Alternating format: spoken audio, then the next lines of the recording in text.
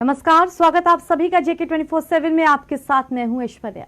सशक्त आंगनबाड़ी, मजबूत प्रदेश। उत्तर प्रदेश की योगी आदित्यनाथ सरकार आंगनबाड़ी से जुड़े अपने तमाम कार्यक्रमों, नीतियों और क्या क्या चीजों का प्रचार प्रसार हो रहा है, क्या क्या जरूरत है आंगनबाड़ी में, इन सब पे बहुत ज्यादा फोकस कर रही है। जरूरत भी बहुत ज्यादा है। उत्तर प्रदेश एक बड़ी आबादी वाला प्रदेश है और बड़ी संख्या में लोग गांव, देहात, अन्य इलाकों में रहते हैं, जिन्हें हम गरीबी रेखा से नीचे या गरीबी रेखा के आसपास की जगह मानते हैं, जहां पर बच्चे कुपोषित होते हैं और साथ में शिक्षा की भी बहुत ज्यादा जरूरत होती है।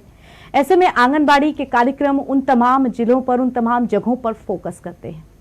करीब करीब 2 महीने पहले भी जुलाई के आसपास आंगनबाड़ी को लेकर के बड़ा कार्यक्रम शुरू किया गया था, जिसमें शिक्षा पर बहुत ज्यादा फोकस करने की बात कही गई थी। बात आज के कार्यक्रम की करते हैं। कई दिनों से इस बात को लेकर के खबरें थीं कि आंगनबाड़ी कार्यकर्तियों को स्मार्टफोन्स दिए जाएंगे ताकि वो तकनीक से जुड़ सकें।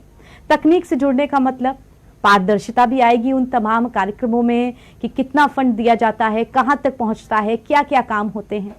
साथ ही स्मार्टफोन से लैस होने के कारण कम समय में ज्यादा चीजों को आसानी के साथ हम कर सकते हैं। इसी लक्ष्य के साथ कि अंतिम पायदान तक वो जरूरत पहुंचे जिसके लिए आंगनबाड़ी केंद्र खोले गए हैं, जिसके लिए आंगनबाड़ी नीतियां बनाई जाती हैं, जिसके लिए आंगनबाड़ी कार्यकर्तियां काम करती हैं, उनके लिए ये स्मार्टफोन जरूरी है। तो आज उत्तर प्रदेश में एक कार्यक्रम हुआ जिसके तहत मुख्यमंत्री योगी आदित्यनाथ ने भी स्मार्टफोन्स का वितरण किया उन तमाम आंगनबाड़ी कार्यकर्तियों को जो कि इस स्मार्टफोन से अपने और बाकी के कार्यक्रम करेंगी।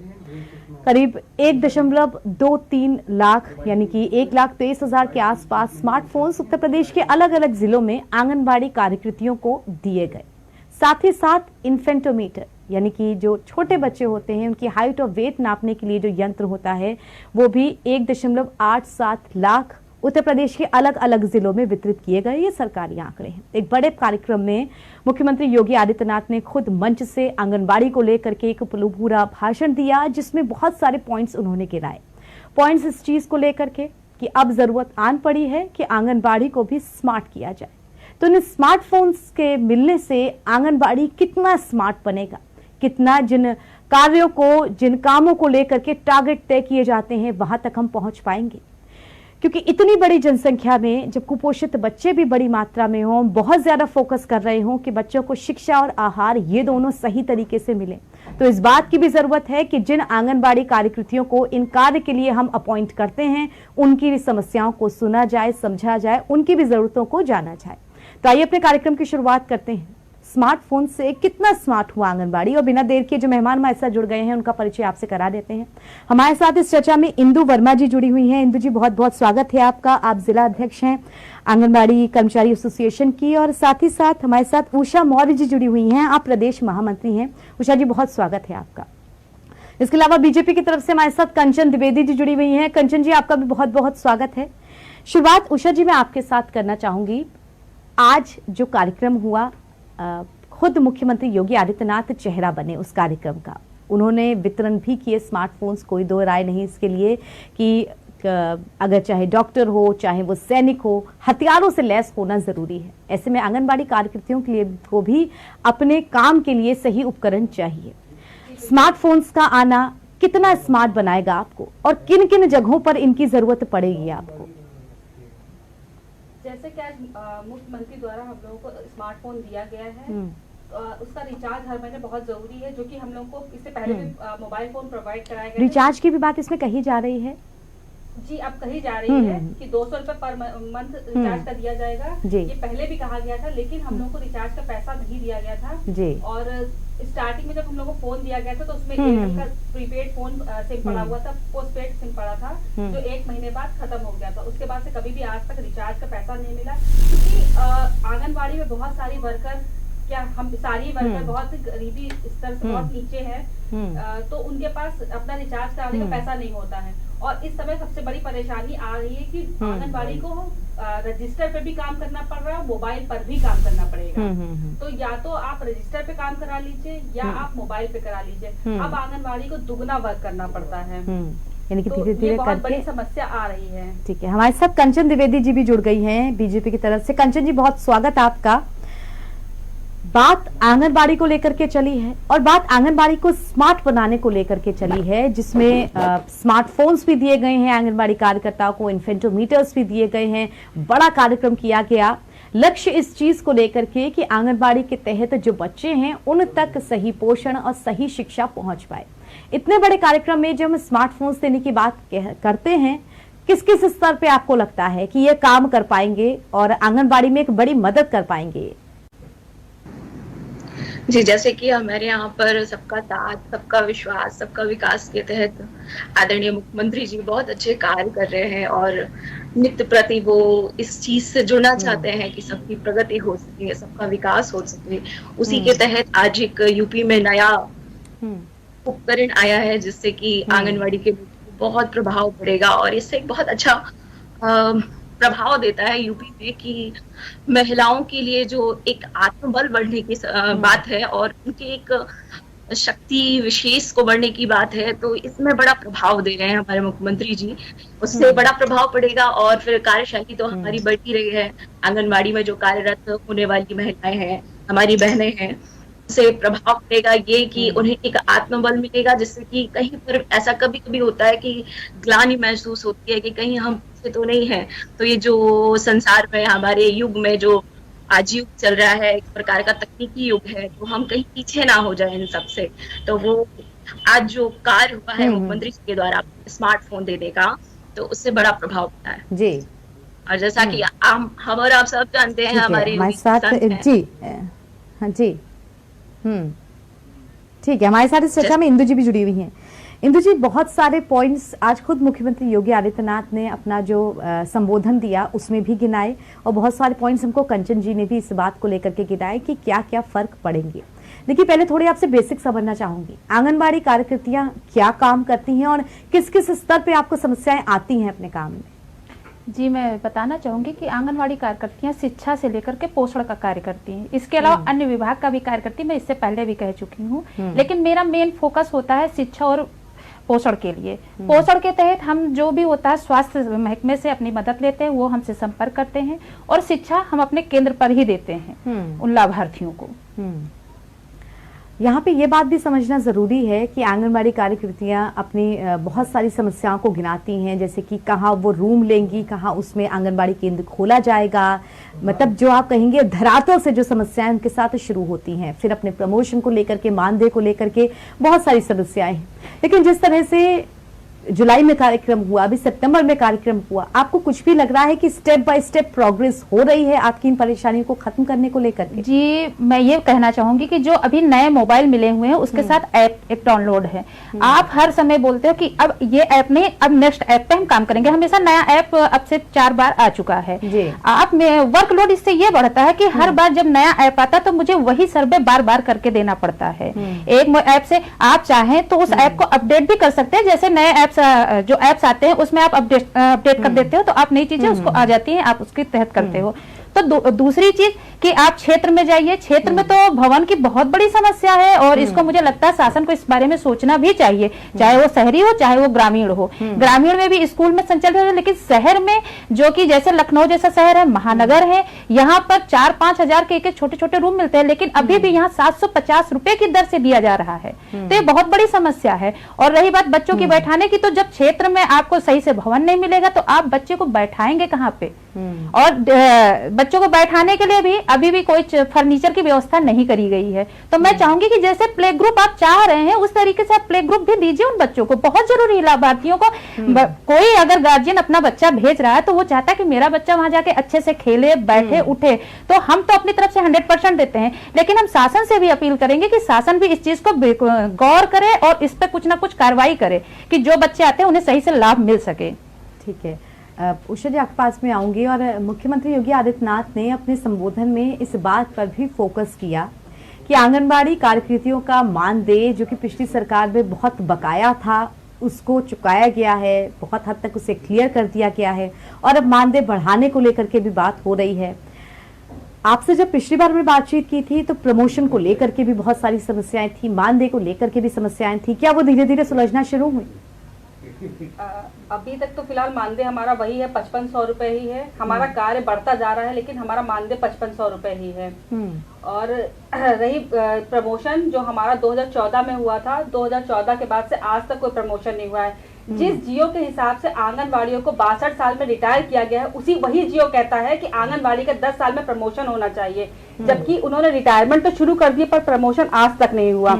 आंगनवाड़ी, कुछ आंगनवाड़ी ऐसी हैं जो पढ़ाई लिखाई कर चुकी हैं, अच्छे से उनकी एजुकेशन है, पर वो 10 साल में प्रमोशन के नाम पे कुछ भी नहीं हुआ है। और अभी फाइल इस ऑफिस से उस ऑफिस, बस ऐसे ही ऑफिस में नाचती रहती, लेकिन उस पर कोई भी आज तक कार्रवाई नहीं हुई है। और बहुत जरूरी है कि जिस तरह से हर महीने रिटायरमेंट हो रहा है, वैसे ही जैसे 10 साल प्रमोशन हो जाता है, तो हर महीने 10 साल में आंगनवाड़ी का प्रमोशन भी हो। और अगर आंगनवाड़ी का प्रमोशन नहीं होता है तो उसको मुख्य सेविका के बराबर सैलरी दीजिए, क्योंकि हर डिपार्टमेंट में यही होता है कि अगर प्रमोशन हो रहा है, अगर प्रमोशन के टाइम आ जाता है, प्रमोशन नहीं होता तो उसकी सैलरी बढ़ती है। लेकिन हमारी सैलरी पे कभी भी कोई इंक्रीमेंट नहीं लगता है, 1 रुपए का कोई भत्ता नहीं लगता है, जो जैसे है 5500 वैसे ही चलता चला जा रहा है।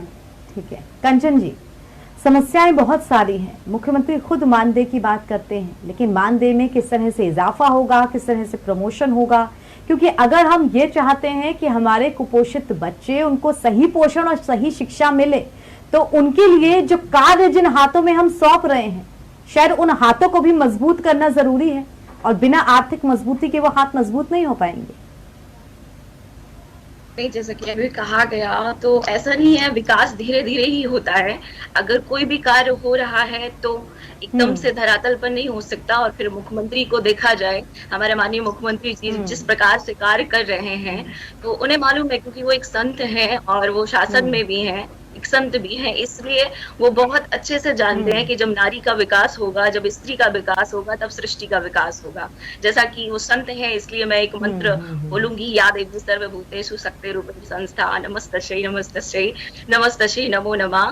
तो जैसे अब उनकी शक्ति बढ़ेगी, बल बढ़ेगी, जब एक चीज पे फोकस कर ही रहे हैं, धीरे धीरे कार्य शुरू हुआ है, हर एक पे कार्य बढ़ेगा। और इस चीज से उनका आत्मविश्वास भी बढ़ा है, जो ये बहुत बड़े लेवल पर काम हुआ है। और माननीय मुख्यमंत्री जी ने बहुत बड़ा काम किया है, इससे एक बल मिल रहा है लोगों को, और एक कार्यशैली तो बढ़ गई है। ऐसा नहीं है, सारे कार्य धीरे धीरे ही क्षमता मिल रही है। ठीक है कंचन जी, ठीक है कंचन जी, इस बात को लेकर के तो मैं इत्तेफाक रखती हूँ कि 2 बार बड़े कार्यक्रम हुए, आंगनबाड़ी को फोकस में रखा गया, लेकिन क्यों हमारे साथ खुद जो आंगनबाड़ी कार्यकर्ता जुड़ी हैं, वो इस बात का स्पष्ट शब्दों में बयां करती हैं अपनी परेशानियों को, अपनी समस्याओं को, कि ऊपर से आप कहेंगे इंसेंटिव्स तो हमको थोड़े बहुत दे दिए जाते हैं, लेकिन जो धरातल पे बड़ी मेन मुख्य समस्याएं हैं वो शायद जस की तस रह जाती हैं। जब आंगनबाड़ी को लेकर के इतने बड़े कार्यक्रम चलाए जाते हैं, इतने ट्विटर पे इतने हैशटैग होते हैं, सही पोषण, देश रोशन, सशक्त आंगनबाड़ी, मजबूत प्रदेश, इतने बड़े हैशटैग के साथ हम इतने बड़े कार्यक्रमों को चलाते हैं, लेकिन अगर वो कार्यक्रम धरातल पे सही नहीं उतर पाते हैं तो क्या लगता है आपको, समस्या कहाँ रह जाती है, कहाँ से शुरुआत होनी चाहिए? जैसा कि आप देख रहे हैं, ये बिल्कुल धरातल है। आंगनवाड़ी जो है, कभी शायद देखा नहीं गया होगा कि आंगनवाड़ी में कार्य क्या होता है, वेतन भी बढ़ रहा है उनकी चीजों को, जैसा कि आपने देखा होगा कि आंगनवाड़ी के महिलाओं का वेतन भी बढ़ा दिया गया है और सबका सहयोग भी बढ़ रहा है। तो ऐसा नहीं कह सकते, तो बस कहने की बात है, कहना ही होता है। जब आप विरोध में होते हैं तो सारे ही हो रहे हैं, धरातल पे भी हो रहे हैं। ठीक है इंदु जी, कितना धरातल पे काम हुआ है, कितना पिछले 5 साल में आपकी समस्याएं सुलझ पाई? जी, मैं बताना चाहूंगी कि आज हमारे मुख्यमंत्री जी ने खुद ही अपने शब्दों से बयां किया है कि आप 2019 से ऐप पे काम कर रही थी, लेकिन विभाग ने उसको दिखाया नहीं, जबकि उसकी शर्त ही यही थी कि जब आप मोबाइल पे कार्य करेंगी तो उसके बिहाफ पे आपको प्रोत्साहन राशि मिलेगी। लेकिन मुख्यमंत्री जी ने आज एक्सेप्ट किया, तो मुझे इस बात की खुशी है कि उन्होंने समझा कि हमने कार्य किया, लेकिन शासन और इस चीज को ऊपर पहुंचा नहीं पाया। तो मैं ये जानना चाहूंगी कंचन जी से कि जब आप एक्सेप्ट कर रहे हो कि 2019 से मैं कार्य कर रही हूँ, तो क्या उस प्रोत्साहन राशि को हमको मिलना चाहिए? वो प्रोत्साहन राशि के तो हम हकदार होते हैं ना, तो वो प्रोत्साहन राशि 2019 से 2021 तक का कब मिलेगा हमें, हम ये भी तो जानना चाहेंगे। क्योंकि आप फिर आज कह रहे हो कि मानदेय अलग है और प्रोत्साहन राशि अलग है, तो उसी प्रोत्साहन राशि को आज फिर आपने अभी पिछले महीने आपने घोषणा करी कि वही प्रोत्साहन राशि, बस उसका बदला हुआ रूप है, और एक्सेप्ट भी आपने किया कि 2019 से आप कार्य करती आई हैं। तो बाकी आंगनवाड़ियों को भी जानने का हक है कि वो उनको मिलेगा कि नहीं मिलेगा, वो प्रोत्साहन राशि हमें मिलनी चाहिए, क्योंकि मुख्यमंत्री जी कह रहे हैं। ठीक है कंचन जी, इसमें कोई दो राय नहीं कि जो तकनीक है वो काफी हद तक सुविधाएं लेकर के आती है, जो कि आज का कार्यक्रम हुआ, इतने लाख स्मार्टफोन्स वितरित किए गए, लेकिन उससे इतर जो वेतन की समस्या है, मानदेय की समस्या है, काम करने के ढंग की समस्या है, उन सबको भी सही आप कहेंगे सही पारदर्शिता के साथ देखना चाहिए। जी, जैसा कि अब शुरुआत हुई है तो हर एक चीज को माननीय मुख्यमंत्री जी देख रहे हैं और पूरी सरकार देख रही है, क्योंकि अब शुरुआत हुआ है। आज हमने तकनीकी सुविधाएं शुरू की है, फिर आगे चल के जो भी कमी होगी सारा ही पूरा किया जाएगा, क्योंकि अगर एक चीज हमारी हो रही है तो हमें विश्वास रखना चाहिए आगे भी कार्य बहुत अच्छे ही होंगे, इसलिए थोड़ा सा विश्वास रखना चाहिए। ठीक है उषा जी, ठीक है उषा जी, सरकार की तरफ से जब बड़े कार्यक्रम कराए जाते हैं, विश्वास दिलाया जाता है कि ये चीजें आपको मिलेंगी, लेकिन उसके बाद भी आपकी समस्याएं जस की तस रहती हैं, तो क्या लगता है किस मॉडल में चेंज करने की जरूरत है, या फिर यहाँ इच्छा शक्ति में बदलाव की जरूरत है? बिल्कुल सही कह रही हैं। प्रोग्राम जो बनाए जाते हैं बहुत अच्छे बनाए जाते हैं, लेकिन जब वो धरातल पे आते हैं, आते आते वो बहुत ही बुरी दशा में हो जाते हैं, क्योंकि वो मॉडल बनना और उस पर लागू करने में दोनों में फर्क होता है। मॉडल तो बहुत अच्छा बनता है पर वो हो नहीं पाता। जैसे स्मार्टफोन आपको दिए जा रहे हैं, बहुत अच्छी पहल है कि आपको स्मार्टफोन दिया जाएगा, आप स्मार्टफोन से वर्क करेंगे, लेकिन उस स्मार्टफोन का आंगनबाड़ी, गरीब आंगनबाड़ी क्या करेगी जब वो उसका रिचार्ज ही नहीं मिलेगा उसको वक्त पे। आप हमसे काम तो पूरा चाहते हैं कि हम वक्त पे करें, पर उसके लिए जो संसाधन है वो हमें वक्त पे नहीं मिलते। आप चाहते हो कि आंगनबाड़ी सेंटर बहुत खूबसूरत हो, प्ले स्कूल जैसा हो, पर आप आंगनबाड़ी का भवन किराया कभी वक्त पे नहीं देते हो। आंगनबाड़ी को साल में एक बार भवन किराया मिलता, पूरे साल भर का जो पर मंथ आता नहीं है, जिसको हर महीने आना चाहिए। 750 रुपए के हिसाब से आता है। महानगर में कोई 700 रुपए का एक कमरा लेकर हमें बता दे, लेकिन चूंकि मैं विभाग में नौकरी करती हूँ और विभाग इस चीज को कभी नहीं समझना चाहता है। यानी कि बहुत सारी समस्याएं हैं हमारे साथ, लेकिन उम्मीद इस बात की कि शायद ये समस्याएं सुलझे, शायद धरातल पे काम हो, क्योंकि बड़ी आबादी वाला राज्य उत्तर प्रदेश, यहाँ पे अगर बच्चों को फोकस में रख के कार्यक्रम किए जाएंगे और ये उम्मीद की जाएगी कि बच्चे पोषित भी हों, बच्चों को शिक्षा भी मिले, तो सबसे ज्यादा जरूरत इस बात की है कि आंगनबाड़ी कार्यकर्ताओं के मानदेय, उनको किस तरह की सुविधाएं मिले, उस पर फोकस किया जाए। फिलहाल बहुत शुक्रिया कंचन जी हमारे साथ जुड़ने के लिए इस चर्चा में। इंदु जी आपका भी बहुत शुक्रिया, उषा जी आपका भी बहुत शुक्रिया हमारे साथ जुड़ने के लिए इस चर्चा में।